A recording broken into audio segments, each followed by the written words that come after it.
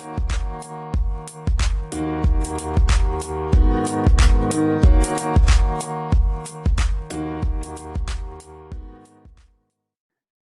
my name is Kunal, and welcome to the Geeks of the Valley podcast, which connects with some of the brightest minds globally who are leading their respective industries today to discuss the hottest upcoming industry trends and how their work is affecting the global economy.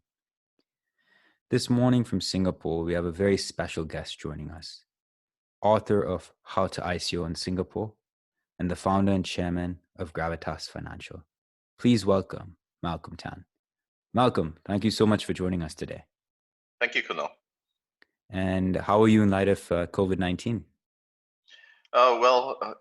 Very, very busy. Now it's never-ending meetings and podcasts and webinars and live conferences, etc. Yep. I'm happy to hear that though. So life is going well. Right. Now everything is being done at the desk and behind a computer, whereas previously I was on the circuit and traveling worldwide. So it's a refreshing break to not be on a plane all the time. So Malcolm, let's dive into our first question, shall we?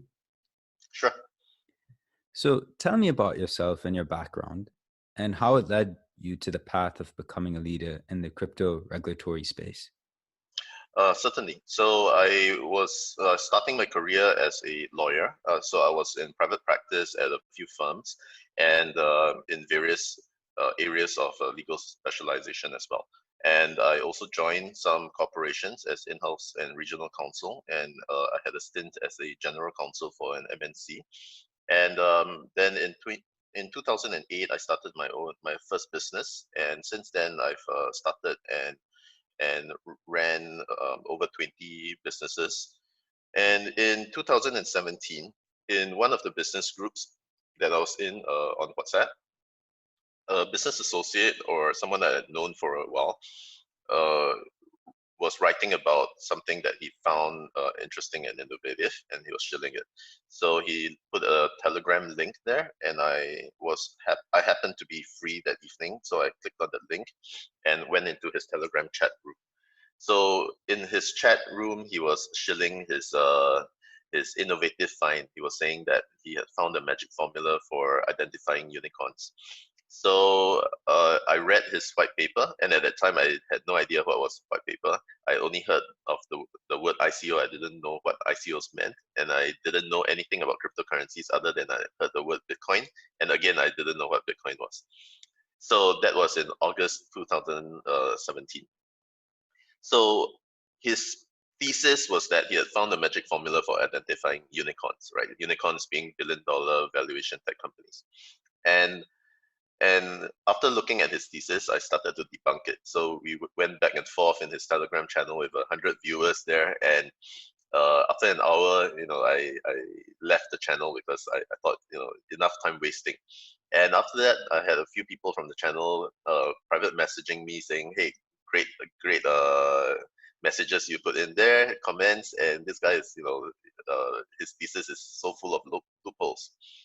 So I left it at that. But then over the course of the next few weeks, some of the people that I met through that Telegram chat channel kept me in touch with the developments of this guy's project. And there were people throwing checks at him, right? Like $5,000 checks, $20,000 checks. And in 3 weeks, he easily raised $700,000. So I thought to myself that, hey, this is something very, very interesting. This guy's investment thesis is so bad, and his business proposal, which was a white paper, was so badly written and not even complete. And yet he was able to raise money so easily. So I thought that I needed to spend some time to look into this. And I started doing a deep dive and extensive research on ICOs, cryptocurrencies, Bitcoin, and other top altcoins, etc. So while reading all these, I decided that since there were no authorities, I would also start writing a book. And after looking at this, I thought that to myself that cryptocurrencies and blockchain technologies were really going to be the next big thing, because 20 plus years ago, the internet came and it revolutionized the world. And cryptocurrencies and ICOs and blockchain technologies in general will be revolutionizing the digital world as well. Because with blockchain technologies, in effect, a transfer of assets can be effected safely and securely. So once I found this to be true, I dropped basically every other one of my engagements and went fully into this new industry and space, and that's what led me to devote significant time and develop my legal practice as well as my advisory practice in this. Malcolm, I just have to say that's a fantastic example you gave, because it truly shows how the regulatory space in regards to cryptocurrency and blockchain has moved from ICOs to STOs to IEOs. This is one of the perfect reasons why this has happened and why regulatory aspects have tightened so much. Right, certainly. So since the start of my legal career, and even when I was a student, I was fascinated by the gray area law. So in the legal profession, we call gray area law as the new and developing legal theories and new areas of practice. And black letter law would be, those thick 1,000-page textbooks, which is already codified. So you are not going to be able to change anything. So I was very fascinated with gray area law because that was a developing body of legal theories and regulation. And this is really a perfect industry because I've never seen any industry that was so disparate. Every country treats cryptocurrency regulation and digital assets differently.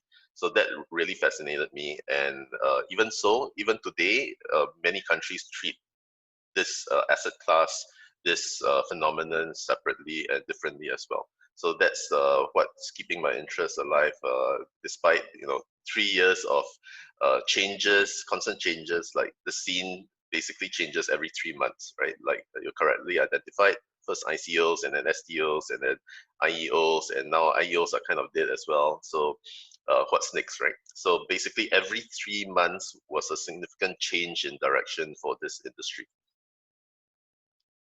And you recently co-authored a book. I mean, I wouldn't say recently, right? A couple of years back on how to ICO in Singapore. Can you tell us about what you saw in the DeFi, decentralized finance space, that led you to writing a book for the Asia Pacific regulatory space specifically? Right, certainly. So I wrote this book, How to ICO, IPO in Singapore, a regulatory and compliance overview. That was published in October 2017. Because as I mentioned earlier, when I was doing my deep dive and research into this space, I found that there were no authorities covering this particular niche industry. And I did a update in May 2019 because in Singapore, the New Payment Services Act, the bill was passed in January 2019, and then this New Payment Services Act came into effect in January 2020. So I did the second edition, published it in May last year. So why I did so was because there were no authorities and there were so many different views and opinions in the space, and there were no real authorities. So I decided that I'll collate everything and then sift through all the information stacks and write about what was the existing state. And of course, like I mentioned earlier, the space really changes so rapidly that practically every 3 months there's a totally new paradigm, right? There's a new view in the entire industry. So that's really what led me to write this book. And what I saw in the DeFi space, and again, DeFi, I had no idea what it was until I got into the space, right? Decentralized finance. And that's something very unique to blockchain technologies because prior to blockchain technologies, it was very difficult to cut across boundaries and borders. But with this decentralized finance, finance can now be executed without centralized authorities. Like you don't need to go through a central government or central bank. You don't need to go through a bank. You don't need to go through a trusted authority. You can actually execute transfers and value creation peer to peer. So it's really a new age that we are in, and the power is being passed back to the people if they want to execute it peer to peer. Very well said. In regards to decentralized finance, South America, Africa, ASEAN are up and coming regions in this space.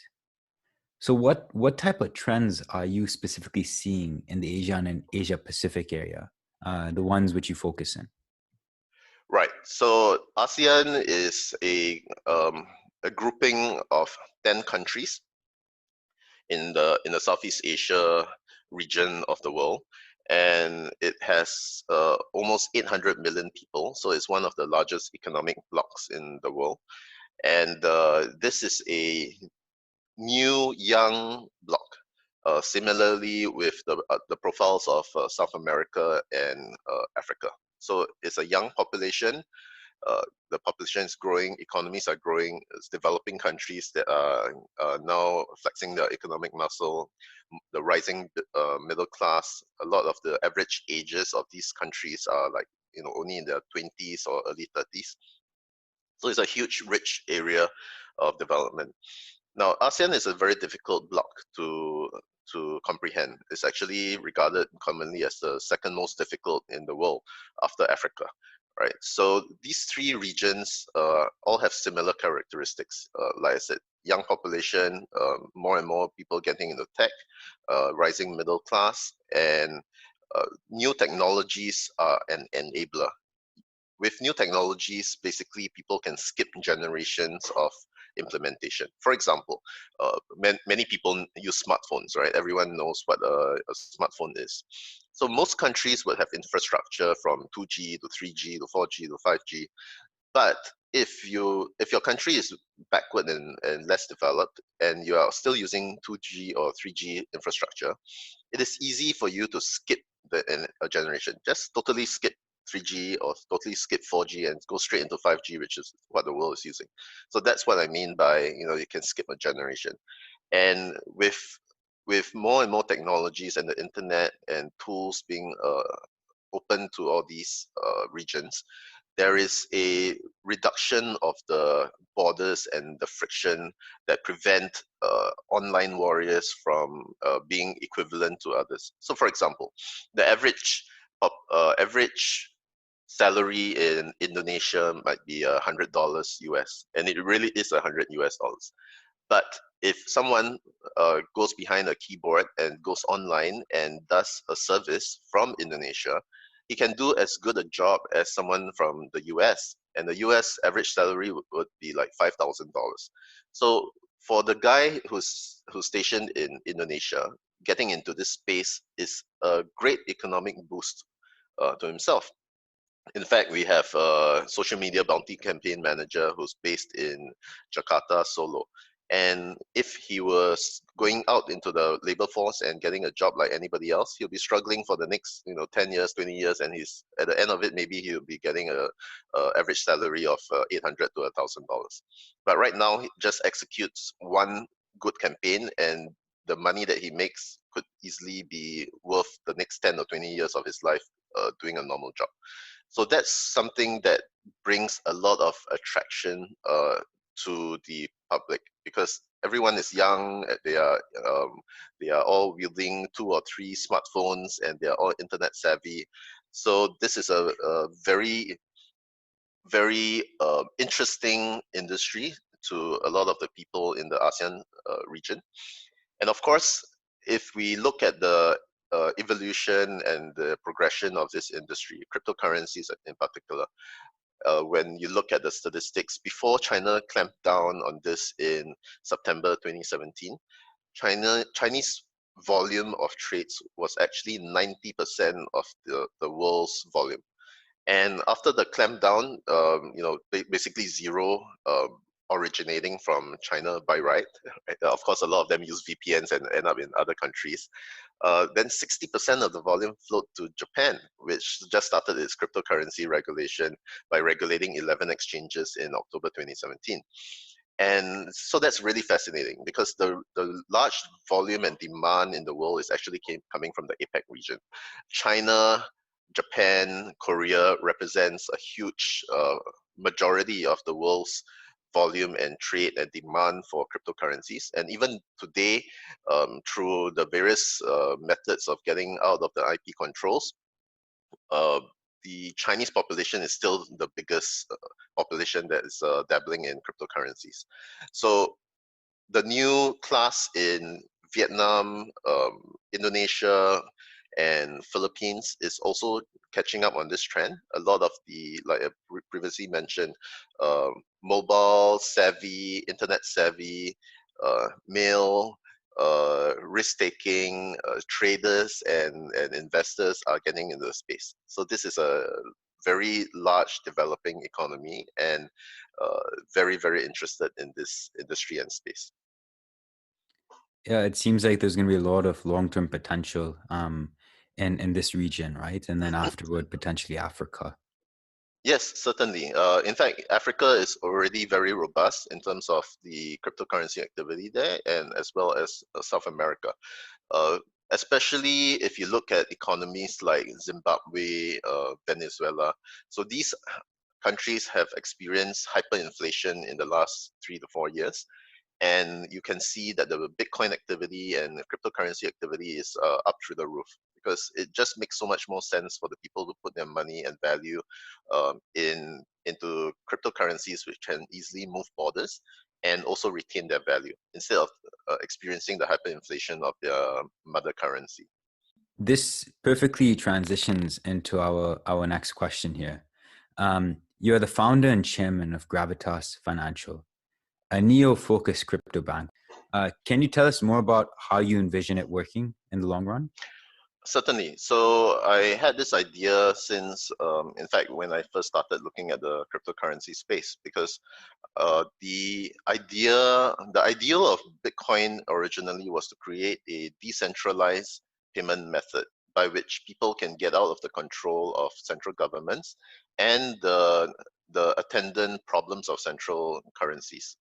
The Goldman, like the Lehman Brothers collapse in 2008 actually led to the advent of Bitcoin, because Bitcoin's paper was written right after the financial collapse in 2008. And the idea was to create a decentralized coin for the people, by the people, and without any centralized control. So that's the idea of cryptocurrency. And basically, cryptocurrencies can very efficiently disrupt the current banking SWIFT system, which makes it very difficult for money transfers to be executed. So if, for example, if I want to send some $50,000 from, say, Singapore to let's say to Timbuktu, right, in Africa, it might take anywhere from 2 days to 30 days for the bank to clear, and they would usually charge me exorbitant admin fees, like maybe up to 1 to 2%. And in fact, an anecdote about this actually occurred to me. In 2018, I was in Korea, and I was invited to speak in London for a blockchain conference. This was a last minute arrangement, so I had to immediately book the flights. So we did a transit, Korea to Japan, Japan to London, and of course I didn't have any sterling pounds on me, right? So all I had were Korean won and Singapore dollars. Now, once I reached the airport, I, of course, wanted to change some local currency. So I went up to the counter and asked, what's the exchange rate? And they quoted me some ridiculous number, like yeah, I can't remember exactly, but it worked out to something like 30%. So I obviously, after they gave me the code, which is what I always do whenever I change currency, I whipped out my smartphone, I typed in conversion rate, GBP to SGD, and basically the spread that the airport forex counter was charging me was 30%. 30. I've never seen anything so ludicrous before. It's like, a loan shark setting up shop at the official airport is crazy. So I obviously declined the exchange rate, and then I went to a few other counters, and all of them were maintaining the same rates. Basically, the spread was 30%. So that was totally ridiculous to me. I went to an ATM, and I just bit the bullet and accepted whatever exchange rate they charged me. And that's one anecdote. And another anecdote about finance is this very interesting. So at that time, when I first started getting into cryptocurrency, I set up a Gemini wallet. So Gemini is one of the regulated exchanges in the world, operated by the Winklevoss twins, who call themselves the first Bitcoin billionaires. And their bank is called Silvergate in the US. So that's one of the three crypto-friendly banks in the US. So in order to set up my Gemini account and link it, I had to send $10 from 10 US dollars from my DBS bank account in Singapore to Silvergate. So I created a US account. I funded it with 50 US dollars. And then I keyed in the information and I sent the wire for 10 US dollars to Silvergate. 3 days later, my DBS bank officer called me and said, your transaction failed. We're returning that money to you. So I said, why, right? Why did it fail? Then they said, insufficient balance. So I said, what? I put $50 in it and I sent $10. So how can it be insufficient balance? So I went back to my computer and I looked at the transaction, and it said that the fees for sending $10 from Singapore to Silvergate in the US was over $50. So to me, that was ridiculous, right? Just to send a bank transaction of $10 cost me over $50 in fees. So obviously $50 was insufficient. So of course I topped it up to $100 and then I sent it and it went through. But again, that's ridiculous. So that shows you the existing state of the banking system and why it's broken, right? And decentralized finance, cryptocurrencies allows a very fast transfer compared to the existing SWIFT system. And in fact, I read an article about a few weeks ago where someone sent a transfer of, I think, over $100 million in Bitcoin, and it only cost him fees of 50 cents. Right? If you go by a traditional banking transfer, that would never be able to be executed. It would cost easily at least a few hundred, if not a few $1,000s for the transfers. So that's really what got me very, very interested in looking into cryptocurrencies being sitting next to fiat currencies and providing a banking solution which makes sense and has much less fees for the common people. Not only for the common people, but for the entire financial system. So thank you for mentioning Gravitas.Financial. So Gravitas.Financial is under one of my holding companies for tech companies, and it's part of a consortium that is applying for a digital banking license in Singapore. So we recognize that in order for cryptocurrencies to exist, to coexist with the current fiat system, we still do need to get the licenses that are in the current financial system. So we are applying for banking licenses around the world. We are looking at acquiring some banks as well, and looking at banking partnerships in order to build up the network that we have for this new challenger bank. And this is a neobank that also has a significant crypto element, because we are intending to use crypto to be a enabler and to help with bank transactions and money transfers and value transfers across borders quickly, efficiently, and with much less hassle for the people that use our facilities. Malcolm, on top of this, you're currently advising in OTC BTC trades, as well as a consultant for banks and fintechs trying to acquire a new crypto license through the MAS. Can you tell us more about some of the types of firms you're seeing applying for these licenses and why? Certainly. So MES is a Monetary Authority of Singapore, so that's the Central Bank of Singapore. And Singapore is a very forward-looking jurisdiction for anything relating to finance, and it's at the bleeding edge of technology adoption. So since 2014, the MES has already been relatively pro cryptocurrency, and up until January this year, basically crypto companies could easily set up in Singapore and they'll be unregulated, unless they touch on securities, of course. So with the advent of the Payment Services Act, right now crypto dealing companies like exchanges, ODC platforms, and token issuers can get a digital payment token license under the Payment Services Act, and then carry out their activities in a regulated manner. Now, what this does for these companies and license holders is that they are now regulated. So regulated and unregulated is a very, very different world. Singapore is the home of easily trillions of dollars, and these trillions of dollars are looking for good projects to invest in. And of course, at the institutional and accredited investor level, family offices, etc., they have certain mandates. Basically, they cannot dabble in asset classes which are unregulated.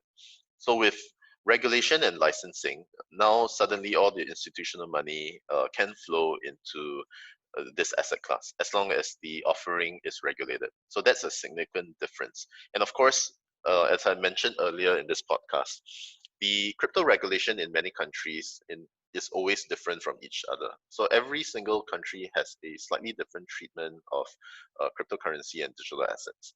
So jurisdiction shopping is a very important part of the journey of any crypto issuer. And if Singapore has a great financial reputation, and is a finance center, and it is a regulated environment, of course, a lot of the big funds and a lot of the big assets in this space want to move to Singapore. So coming back to the first part of your question, I do get involved in OTC deals, over-the-counter deals. So basically, these are peer-to-peer transactions. Now, why this happens? Anyone who's like familiar with the forex markets from, let's say, the 1980s, 1990s, would know is pretty much the same thing. Because until there is a significant liquidity flowing through the system and barriers have been removed, otherwise, there are always a lot of spread differences, rates differences. And if you are going to dump, let's say, 10,000 Bitcoin in the market right now, that's going to be $100 million difference.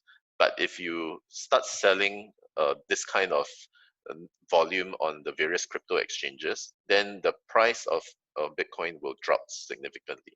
So there is going to be slippage. So those in forex trading will understand. Slippage is when you have a large quantity and you can't find one price to take the entire quantity. So this is the reason for OTC deals, which are going peer-to-peer, meaning that it is being handled wallet to wallet between two parties with some intermediaries. And this doesn't affect the world pricing at all because you don't sell this on the open market, and therefore there's no downward pressure. So when that happens, OTC trades will take place at a certain price, predefined, pre-agreed, and it will not reflect on any of the open market transactions. And this means that you don't create a big wave or ripple in the pricing in the world in the world average pricing. So that's the big reason for a lot of OTC trades being handled. And we do help with this, and we do have some clients who we have assisted with legal opinions and with applications to the MES for licensing to operate these kinds of platforms. So this now brings the cryptocurrency trading space into a regulated environment. And I think overall, it is a very good move because as we had discussed earlier in this podcast, I was saying that basically every 3 months is a totally different scene in the cryptocurrency industry. Like in 2017, there was a mad retail and consumer rush into this. I would say easily 99% of the crypto trades and investments were being done by the retail, everyday man on the street. And then in early 2018, the institutions started moving in. The first movers started creating crypto funds. In fact, I personally knew of $5 billion going into various crypto funds during that period, being set up and investing into the space. And more institutional money flowed into the space until sometime in mid 2018, the more innovative institutional investors and accredited investors were getting majorly into the space. So I would say 50% of the funding in the ICOs in mid 2018 were from institutional investors and 50% was from retail investors. And towards the end of 2018 and the entire part of 2019, I would say the balance tipped even further. It would be easily 60-70% of the funding in the space coming from institutions and maybe 30-40% coming from retail investors, because the early stage retail investors already got burned by the march of the cryptocurrencies up to its peak in January 2018. So those who were still left holding the tokens and the coins would be waiting for the next big wave before they want to release and get into other investments. And there will be those who already decided not to get involved in this space anymore. So the amount of new money coming from retail space is much less. But right now, we are seeing significant investing from the institutional space. So a lot of Wall Street portfolio managers, fund managers, institutional investors are coming in the space. Fidelity, which is the second largest asset manager worldwide with trillions of dollars under management, moved into this space very early. And more well-known portfolio managers are advocating that at least 1 to 10% of the holdings that they have under management which should go into cryptocurrencies because it's a rising class and it has a long-term potential. So this is why a lot of our clients coming into Singapore to get a license, and this is something that we are helping them with. Malcolm, to wrap up our call with our last question for today, what piece of advice would you give to people out there from the journey you have had thus far in life? All right, thank you for the question. So the one thing that I would advocate is never give up, because if you are intending to be an entrepreneur and to basically break out on your own, the most important thing to realize is that everything is a journey. So as long as you don't stop moving, you will never lose. You might have some businesses and startups that fail, that do not achieve the intended goals. But if you treat every one of these as a journey, as a learning experience, and as something that makes you stronger and more knowledgeable and wiser moving forward, then you will never fail. Because just like for myself, like I mentioned earlier, I've had easily 20 plus ventures, and many of these ventures had partners that uh, left on acrimonious terms. But I never stopped moving, and I always kept moving forward. And with the journey moving forward, you will keep acquiring new friends, new associates, new opportunities, and the wealth of knowledge and experience behind you, even from past failures, would just spur you on and enable you to achieve greater things. So I would say, just from my own record, I would say out of 3 ventures, 2 of them would fail and 1 of them would succeed. But that one that succeeds will be able to more than make up for the 2 that failed. And all of them will contribute to your knowledge base, and all of them will contribute to your contacts and associates. And it's very, very important to build your networks, and networks will keep growing as long as you never stop. So the main thing, the simple words of advice would be never give up. Because if you never give up, you are always in the game and you will never lose. So you only lose when you give up, and then that's the end of the game. But if you're always in the game, you're always in the play, and you will achieve some measure of success, if not the full measure of success that you envisage for yourself. Truly well said. Malcolm, for our listeners out there who are interested in contacting you, what would be the best point of contact?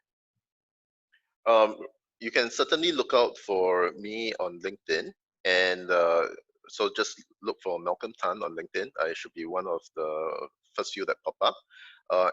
And you can also email me at Malcolm, Malcolm, at mtchambers, mtchambers.llc, or malcolm.tan.tan at Gravitas, Gravitas.international.